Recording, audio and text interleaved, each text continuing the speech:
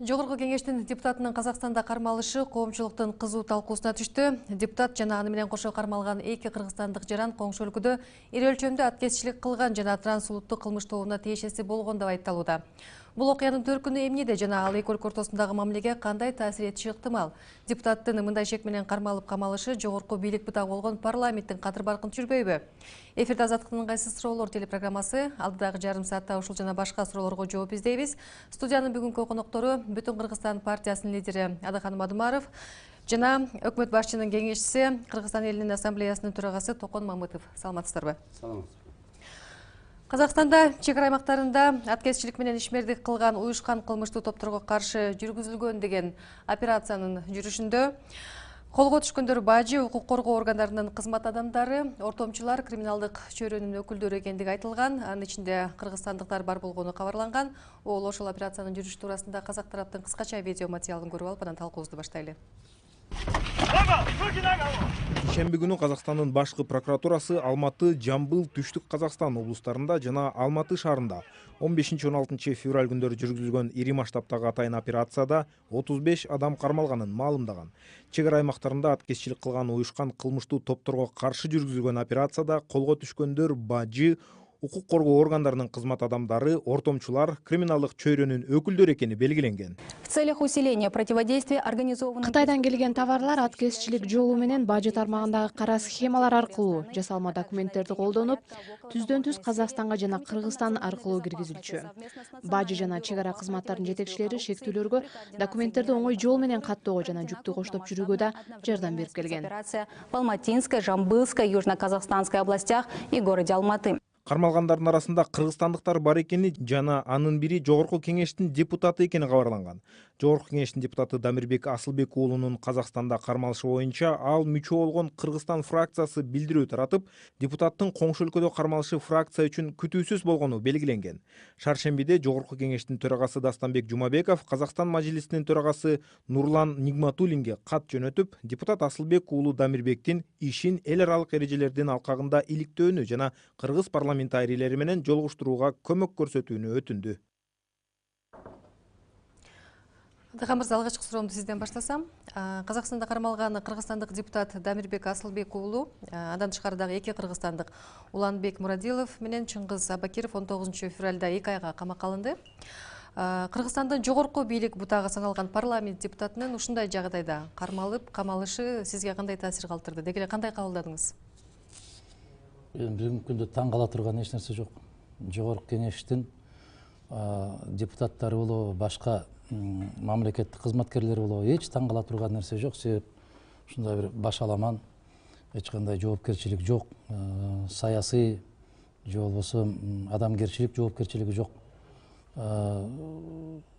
Бийлик структурасында дагы, коомчулукта дагы мына ушундай тилекке каршы ушундай жагдай түзүлүп калып атабы. Ошондуктан аны өрөтөрөсү жок. Кыргызстан үчүн эч кандай өрөтөрөсү жок. Себеп азыр жогорку кеңештин ичинде не деген окуялар гана болбой атат. Мушташта болуп атат, бирин-бири коркутуулар, бирин-бири үркүтүүлөр болуп атат. Телефон аркылуу дагы бир айым, экинчи бир айымды сиздин коллегаңызды аябай каттуу коркутуу, үркүтүүлөр менен айткан. Ал боюнча дагы эч кандай жыйынтык чыккан жок. Мына ушул койдер кожо жок болгон мезгилде ушундай учурлар боло берет. Анан жогорку кеңеш ушундай кайрылды, анан бир кишинин тагдыры жөнүндө кат жолдоп атат да. Бүтүндөй кыргыз жарандарынын тагдыры жөнүндө кат жолдош керек. Бирок парламент анын ичинде фракциядагы бул окуя алар үчүн абдан күтүүсүз болду деп айтып атышат да. Эми күтүүсүз болду деп айта беришет. Себеп карабайсызбы, жанагы WhatsApp'тарда, интернетте чыгып кетпеди. Ошол эле Кыргызстан фракциясынын депутаттары кошто мамлекетте шектүү делген кишинин үйүндө конокто болуп алып, не деген кебете менен чыгып атат? Кандай абалдарда чыгып атат? Өздөрүн биле, өздөрүн сезе кайсы жерде туруп атканын. Ушул боюнча чыгаар замат жогорку кеңеште чечкиндүү түрдө бир маселе коюш керек эле. Маселени караш керек эле. Тилекке каршы тескерисинче ошону менен мактанып, сыймыктанып, көкөлөтүп жүрүп аткандан кийин бул жогорку кеңештин өзү кооптуу бир органга айланды деп айтып келем. Токон мырза, өткөн жыл соңунда эки өлкөнүн ортосундагы чек ара кризиси чыгып, анан Казакстан Кыргызстанды чек аралар аркылуу ушул аткезчилик жол менен товар алып кирип жатат деп айыптап, мындан казак экономикасы жабыркап жатат деп билдирген болчу. Кыргыз өкмөтү муну четке каккан. Анан казак тарапы депутат баш болгон кыргызстандык жарандарды колго түшүрүү менен ошол аткезчиликтин бетин ачкысы келип жаткан жокпу? Бул ошол чек ара кризисинде башталган саясаттын бир уландысы эмеспи? Эми уландысы деп деле айтса болот, уландысы тиешеси деле жок деп айтса болот. Себеби мындай да. Ошол кезекте Казакстан өкмөтүнүн тарабынан ошол эле Казакстан өкүлдөрү расмий түрдө берген, биз ушул транспорт багытында ушундай бир 49 миллион долларга ущерб болду Казакстан экономикасы. Мындан тышкары Кыргызстан жана башка мамлекеттерден контрабанда жагынан келип атканда да бир нече миллион жоготуп атабыз деп алар айтты. Анан ошондо эле эгер эстесеңер, ошондо Казакстан өкмөтү айткан, мындан ары Кыргыз тарапта чек араңарды көзөмөлгө алгыла, биз да көзөмөл алалык, силер да рейд ушундай бир иликтөө, тергөө иликтөө бир иштерди уюштуруп өткөргүлө, биз да өткөрөбүз деп. Муну биз баягы маалымат боюнча билип атканбыз да, Казакстан ушул контрабандага каршы аябай баягы мындай бага элеген түрүп туруп ошого киришти депчи. Анан албетте ушунун жыйынтыгында баягы биздин депутаттын барып ушул кылтакка түшүп калып атканы. Экинчиси, ушул биздин депутат барып туруп ушундай жанагы одоно терс көрүнүшкө жана контрабандага аралашып кеткени албетте бул жеке депутат, жеке парламент эмес, жалпы мамлекетке дагы мындай терс таасир көрсөтүп, ушундай тескери бир факты болуп атат да. Бирок парламент азыр таң калып жатпайбы? Мен азыр дагы бир жолу кайталап кетейин, күтүүсүз окуя депчи. Бирок Казакстандагыдай мындай ири операциялар алдын ала даярдалып, бир чоң бир даярдык менен өткөрүлөт да, алдын ала ошол катышкан адамдар туурасында маалыматтары болот дегендей. Өзара бир кызматташуунун алкагында ушул нерселер билиниш керек беле? Жок, алар өзүнүн территориясында операцияны жүргүзүп атканда дайыма эле эме баягы маалымат бербейт, таратпайт. Бирок ал аягына чейин ошол контрабанда каяктан келип атат?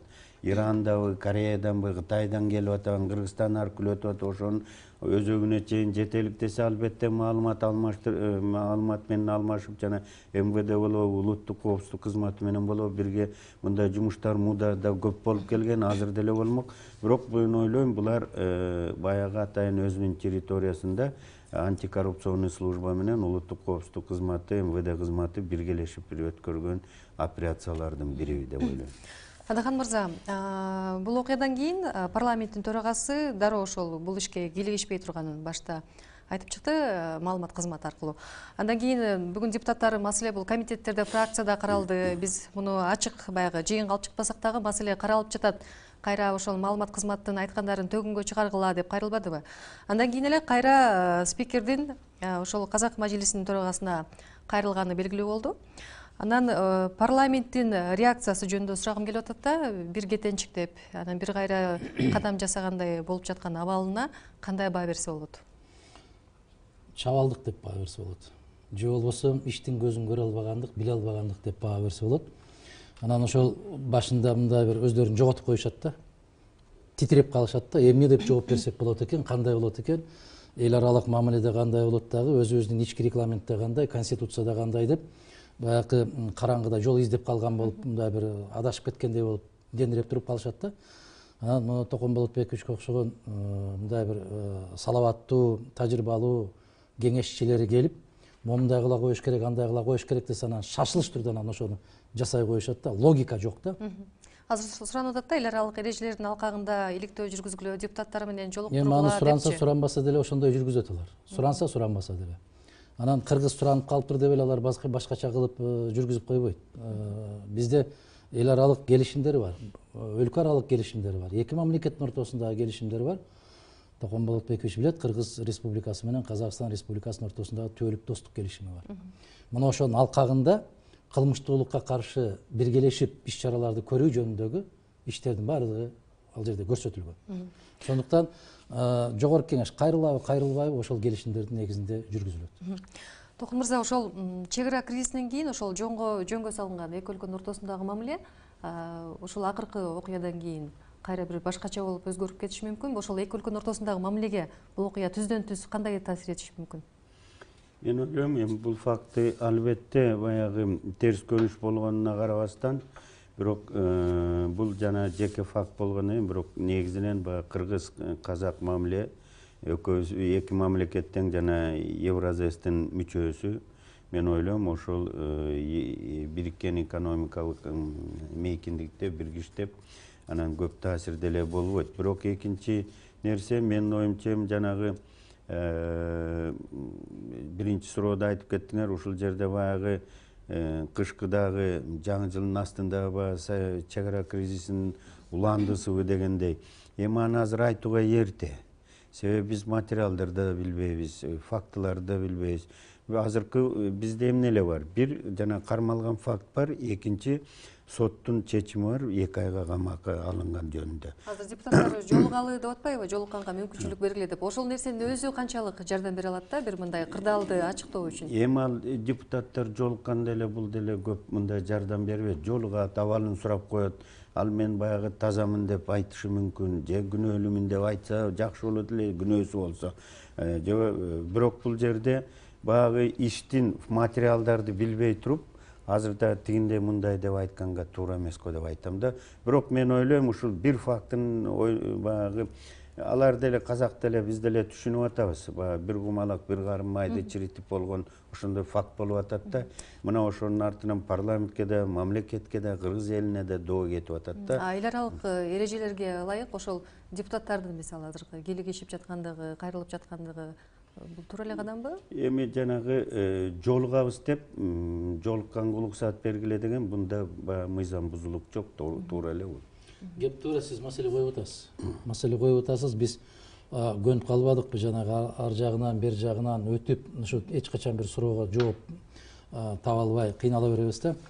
Эгерде Кыргыз Республикасынын, кыргыз жарандарынын Россия Федерациясында, Казакстанда же башка мамлекеттерде канчалаган мындай бир зардап, какшап, кыйналып, жүйөсүз, жүйөлүү түрмөлөрдө, камактарда жаткан кыргыз жарандары кайрылып атканда Жогорку Кеңеш ушундай ыкчамдык менен аракет жасаса, бүгүн кыргыз коомчулугу туура кабыл алмак. Анан биздин арабыздан бирөөнү алып кетти деп эле анан кийин чуулдап, чуу салган бул бир тарабынан жакшы эмес.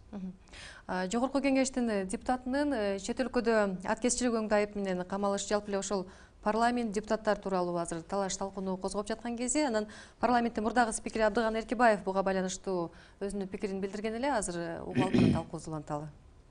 Албетте бул окуя депутаттын өзү үй бүлөсү эле эмес, өзү өкүл болгон жалпы Жогорку Кеңеш үчүн түгү келип биздин кыргыз мамлекет үчүн өтө жагымсыз окуя.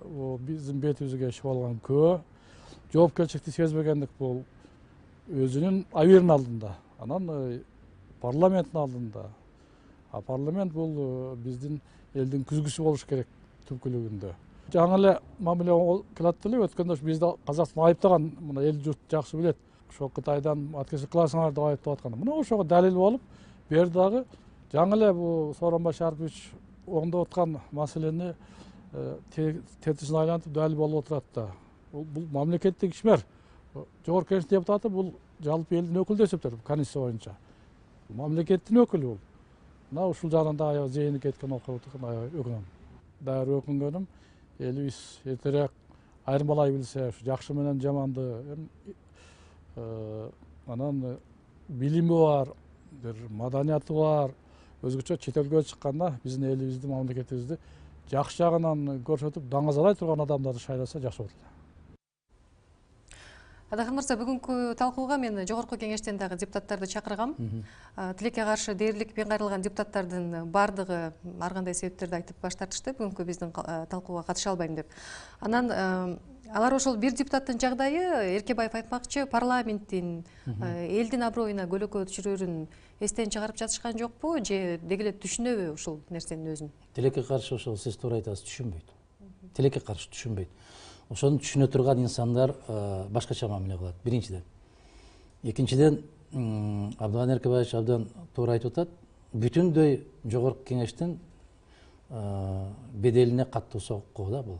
Жакшы эмес. Бирок сиз баягы бир эле депутат үчүн чуулдай беришин да кереги жок дегендей кылып атпайсызбы? Жок, бир депутат үчүн жанагы бизди жолуктуруп койгула, биз сурап коелу, эмнени сурайсың барып?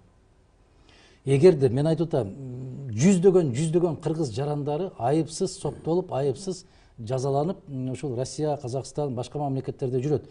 Алар ондоп кайрылганда чурк деп койбостон жаткан жогорку кеңеш бизден бирөө кармалып калды деп эле көтөрүлүп кеткендиги жакшы эмес деп атам мен.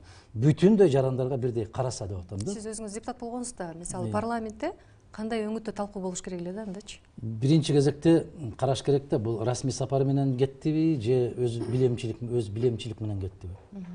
Эгер өзү билемчилик менен кеткен болсо, бул регламент боюнча туура эмес көрүнүш. Себеп жогорку кеңештин депутаты деген уруксат сурамайынча сыртка чыга албайт. Себеп ал улуттук чоң мыйзам чыгаруу бийлигинин өкүлү. Расмий киши болгондон кийин сырт жака чыкканда тыш мамлекеттерде сөзсүз протоколдук негиздерде гана жүрүш керек. Башка маселе, эгер эс алууда жүргөн болсо, бала чакасы менен футболкасын кийип алып эс алып жүрсө башка маселе. Бул азыр жумуш учуру. Эмне максатта кетти? Кандай максатта кетти? Анын жазган арызы барбы ушул жака баратам деген? Же болбосо жогорку кеңештин тапшырмасы барбы ушул жака барып кел деген? Мындан кийин гана сөз болуш керек да. Токун мырза, депутаттын кармалышынан кийин коомчулукта ошол парламентте кимдер отурат? Алардын деңгээли кандай жолдор менен келген деген суроолор азыр көтөрүлө баштады да. Мисалы, Кыргызстан фракциясы билдирүү таратып, кармалган депутаттын спортко салым кошкондон башка деле көп маалымат айтылышкан жок да. Ал тургай баягы окуя күтүүсүз болду, анан керек болсо бул окуяда депутаттын күнөөсү жок деген бизде маалымат бар деген менен, бирок аны коргой ала турган бир күчтүү аргумент айтылышкан жок да. Эми мен алардын эмне аргументи бар экендиги менде кабар жок экен. Бирок алар ушул позицияны өзгөртсө. Баягы биз депутатпыз деп бул жерде баягы баары тең эми биздин өзүбүздүкү дегенде кылып атат да, мен ойлойм. Мындан азыр баягы жалпы бүгүн жана депутат же өзүнүн бир кайдыгер башын ойлобой, бүгүн жалпы парламент, жалпы мамлекеттин аброюн ойлош керек да. Ошондуктан мен ойлойм, ошончолук депутаттар күйүп пышып атса, наоборот ошол тергөөгө жардам берип, жана фактылар бул киши азыр Адахан Кимсанбаев жакшы айтып кетти. Ал жана дипломаттык иммунитети бар деп да кээ бирлер түшүнмөгөндөр айтып ийбедиби? Бул жерде дипломаттык иммунитет болуш үчүн жана Адахан Кимсанбаев айткандай, ал жана төраганын каты болот, аякка жөнөтүлгөн, аны МИД аркылуу жиберет. Анан МИД жибергенде анан бул ош жерден ошол паспорт менен барып, атайын миссия менен баргандан кийин ошол миссия аткарган жумушу менен барган иммунитет керек болсо ал жерден баягы по умолчанию или по взаимному уважению деген принциптер бар. Ошол менен иммунитетти деле берип коет болчу, бирок бул жерде жанагындай мындайча айтканда мамлекеттик кызматкерлердин баягы мындай кызматтык дисциплинаны бузганы болот да. Бул бир. Анан экинчиси, андан көрө депутаттар азыр жанагы тигиндей эле мындай эле деп эле болгонун болгондо ачык айтыш керек да. Вот, эгер фактылар болсо, ошону укук коргоо органдарга прокуратура берсе, прокуратура аякка жөнөтүп, наоборот, мына ушундай чиновник болуптур, кыргыз тарап болсо прокуратура аркылуу момундай фактыларды, далилдерди ошолорду берди. Же ошонун негизинде же бул актанып ак болуп чыгат, же баягы күнөөлүү деп болуп чыгат да. Мына ушул багытка көңүл буруш керек. Жогорку кеңеш бийликтин бир бутагы, мыйзам чыгаруучу органда, анан ошол бийлик бутагынын өкүлү азыр айтылып атпайбы, мисалы кылмыштуу ишке шектүү катары ошол аталып жатат. Анан мунун өзү азыркы мисалы бийликке кимдер келип жатканын, кимдер башкарып жатат деген нерсенин азыркы бийликтин акыбалынын бир көрсөткүчү болуп калды деп айтып атышат. Бул парламенттин мындай сапаты. Вот, эгер парламентте ушундай контрабанга, кылмыш иштерге аралашкан адамдар болсо, демек парламент ошондой да. Вот, бул кандайдыр. Эми бул биринчи жолу эмес да, депутат камалып атканы, депутат мыйзам бузгандыгы.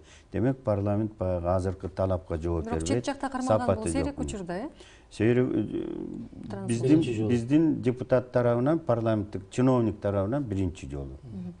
Азыр акыркы таратылган маалыматтарга ишенсек, карай турган болсок, ошол кылмышка шектелип жаткан депутатта кош жарандык бар экен да, айрым маалымат каражаттары жазып чыгышты. Анан ушул көрүнүштүн өзү эле ошол биз бийликти кантип түзүп жатабыз, Кимдер кантип келип атабыз деген маселенин өзүн кайра курчута баштады да, э? Сөзсүз түрдө депутаттардын жогорку кеңештин курамына каттуу бир шек туулат да. Кимдер ал жерде отурган өзү негизи кимдер деп.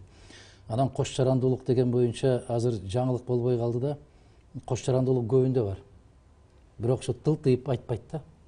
Экинчи жагынан көрүп атасыз го, жанагы 63 Кытайдын жараны кыргыз паспорту менен Дубайда кармалган. Бир киши жоопкерчилик тарттыбы? Эч ким тарткан жок. Бизде кылмыш боло берет, комиссия түзүлө берет, кылмыш жабыла берет, ал кылмыш улана берет. Ошондуктан айтып атпайбызбы? Шорду элге 1000 башчыда, өсөр элге 1 башчы деп мен ондогон жылдардан бери айтып келатам, бирок ушуну түшүнбөй койдук. Эми күнөө жалгыз депутатта эмес. Абдыган Эркебаевич айткандай, күнөө жалпы коом өзүбүзгө алышыбыз керек. Баягы жарыбаган акчалар менен, жарыбаган бир кандайдыр бир чай чамектер менен ким болсо ошол болсун, менин курсагым тойсо болду деп көтөрүп аткан коом дагы уялыш керек. Биз дагы өзүбүздүн ошого салымыбызды коштук эле.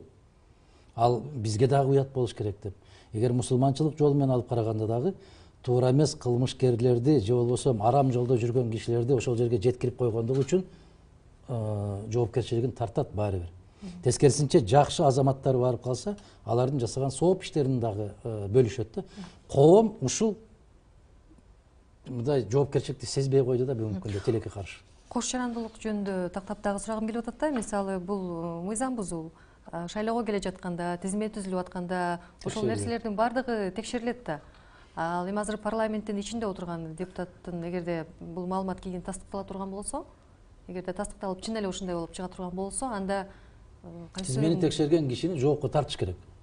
Мына ошондо гана токтойт. Анда борбордук шайлоо комиссиясынын жагдайы кандай болушу? Сөзсүз түрдө каттаган кишилер да жоопко тартылыш керек. Борбордук шайлоо комиссия ошол список партиялардын списогун алат да, жана тизмесин 120 кишини. Ошону МВДге жөнөтөт. Анан МВД информационный центр бар да.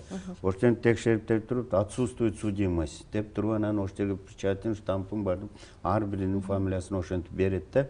Эмне үчүн кош жарандык табылбай калды? Эмне үчүн кош жарандык запрос жиберилген жок? Мына азыр ушул маселе жөнүндө ушуга көңүл буруш керек да. Эмне себептен? Вот. Ал эги Казакстан же Россиянын жараны болсо, албетте информацион центрге эмне үчүн түшкөн жок? Эмне үчүн коңшу мамлекеттерге список жиберилген жок? Булар текшерип бергиле, арасында жараныңар барбы силердикин деп. Мындай чын эле азыр бир топ чиновниктерде, бир топ саясатчыларда кош жарандык паспорт көтөргөндөр көп эле, аны эми баарыбыз эле билебиз. Анда бул жерде ошол паспортко байланыштуу баягы ишти аткарган мамлекеттик мекемелер дагы жоопкерчиликти бөлүшүш керек болобу? Сөз түрдө баары ЦИКтен сураш керек. Запрос жибердиңер беле баасы? Кыргызстан партиянын списогу. Ким алып барды эле, ким жиберди эле, жооп кандай келди эле деп. Анан ошол жоопту алып алып туруп, анан жана МВДде ошол текшерген, ошол жакты текшериш керек. Сиз айтып атпайсызбы, бул кырдаалда жанагы эл аралык эрежелер баары бир иштейт кандай болгон күндө дагы депчи. Бирок теориялык жактан алганда, эгерде жана кош жарандуулук, эгерде бул маалымат чын болсо, анда Казакстан өзүнүн мыйзамдарынын алкагында эле депутатты жоопкерчиликке тартканга мүмкүнчүлүк түзүп калат да. Сөзсүз түрдө.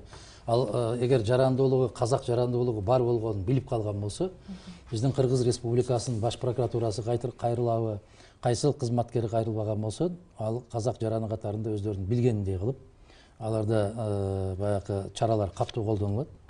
Биздин Кыргызстандагыдай болуп, кой эми бул депутат экен, кой мага жакшы көз караштагы партиянын мүчөсү экен дегендей сезимдер болбойт. Ошол жагынан кош жарандуулугу чыкпай калса экен деп жалдыраш керек да. Эгер кош жарандуулугу чыгып калган болсо, анда азап башталат. Анда кайра эле айланып келип, кайра эки өлкөнүн ортосундагы мамилеге бузулбайт. Эми бир эле киши менен мамиле бузулуп кетет дегенден мен алысмын да.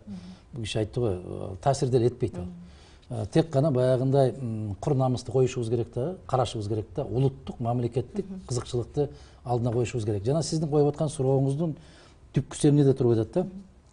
Эгерде ушул жерден кош жарандуулугу далилденип, аткезчилиги далилденип, жазага тартыла турган болсо, ошол кош жарандуулукту билип, же болбосо тийиштүү иликтөөлөрдү жаратпай, жасабай туруп, каттоодон өткөрүп койгон кишилердин баарын каттуу мыйзамдын негизинде жазаласа, экинчи ошол кишинин ордуна келген киши 10 жолу ойлонот да.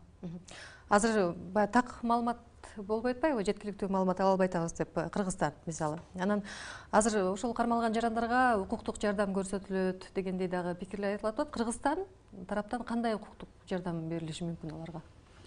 Бир эле биздин консульство же жанагы посольство, элчилик адвокаттан эле жардам бере алат, бөлөк жардам бере албайт. Адвокат деле ошол адвокат жалдап, ошол адвокат иштеп, керектүү материалдар жыйнап, топтоп ошо өткөрүп берип, адвокат иштеш керек. Бөлөк мындайча айтканда Казакстан мыйзамында, Кыргызстандын мыйзамы боюнча да башка посольство, тышкы иштер министрлиги бөлөктөр кирише албайт. Бир эле жол деп атпаймынбы, ошол жагынан жардам берсе болот. Экинчи тарабы, дайыр жол айтайын, бул жерде азыр эми Казакстан менен биз баягы достошуп тууганбыз деп баягы бирге иштейлик, бирге жашайлык деп атпайбызбы? Эл кыйналбасын, эл үчүн жашап атабыз, эл үчүн иштеп атабыз деп. Мына ошону азыр жана наоборот, азыр парламентте, фракцияда ошол документтер болсо, баягы контрабандист деген документ болсо аны да жашырбай, таза деген документтер болсо аны да жашырбай, биздин элчиге берип, элчи барып туруп аяка өткөрүп бериш керек, же тышкы иштер министрлиги алуу, же ген прокуратура аркылуу жөнөтүш керек. Мына ошентип эле биз абийибизди сактап калабыз. Жана биринчи окуя деп атпайсызбы, депутат четте кармалышы? Бул биринчи окуя эмес да? Кыргызстандын ошол эгемен тарыхында баягы парламент депутаты чет өлкөгө камакка алынган учурлардан, мисалы 2006-жылы ошол кездеги депутат Жогорку Кеңештин Өмүрбек Текебаев Польшада маңзат менен кармалып, кийин ал атайын чагым экендиги. Ал кыргыз тарабынан жиберилген маалымат боюнча кармалып атат. Айырмасы бар да. Кыргыз мамлекети тарабынан маалымат кетип баратат. Бул учурда Казакстан өзү демилгечи. Ал учурда Кыргызстан демилгечи. Мен ошол жыйынтыгына токтолгум келип атат да. Бул кийин баягы чагым деп анан депутаттын күнөөсү жоктугу аныкталган да. Анан бул учурда дагы кандайдыр бир чагым болушу мүмкүнбү? Эми ар кандай деп айтыш мүмкүн деп атпайбызбы. Жана көз ачык болбогондон кийин, төлгө салбагандан кийин ар кандай болушу мүмкүн. Бирок жана айтып атпайсызбы кандай кылып жардам көрсөтүлөт деп. Бул жерде биз кыймылдайбызбы, кыймылдабайбызбы, цивилизациялык өлкөлөрдө Вена конвенциясы иштеп баштайт. Венский конвенциянын негизинде бөтөн мамлекеттин жараны бөтөн мамлекетте кармалып калган болсо, болгондо дагы анын макамдары көрсөтүлгөн болсо, анда Вена конвенциясынын келишимине ылайык, биз анын мүчөсүбүз, Казакстандагы анын мүчөсү. Ошол эрежелер иштейт дагы адамдын укугун коргоо, же болбосо анын шектүүлүгүнүн даражасына жараша кандайдыр бир баш коргоо чараларын өзгөртүү. Бизде убакыт чектелип калды. Бийлик бир жыйынтык чыгарыш керекпи ушундан олуттуу? Кыска жооп берсеңиз. Сөзсүз түрдө биринчи парламент чыгарыш керек, бийик өкмөттө чыгарыш керек. Сөзсүз. Себеп могул ар бир үй бүлөдө бир маселе болгондон кийин биринчи кезекте ошол үй бүлө бир чечимге келиш керек. Эми бул чечим деле мындай бир каттуу бир чечим кабыл алып берет дегенден мен алысмын. Бирок ушундай шектүү инсандар болгон болсо, азыртадан баштап бөтөн жакка барбастан өз ичинен тазаланыш керек да. Сиздерге чоң рахмат. Биз бүгүн Жогорку Кеңештин депутатынын Казакстанда кармалышынын чоо жайын талкуулаганга аракет кылдык. Биздин бүгүнкү программага өкмөт башчынын кеңешчиси, Кыргызстан элинин ассамблеясынын төрагасы Токон Мамытов жана Бүтүн Кыргызстан партиясынын лидери Адаханым Адмаров катышты. Бүгүнкү программаны мен Айзада Касмалиева алып бардым. Кайрадан учурашканча жакшы туруңуздар.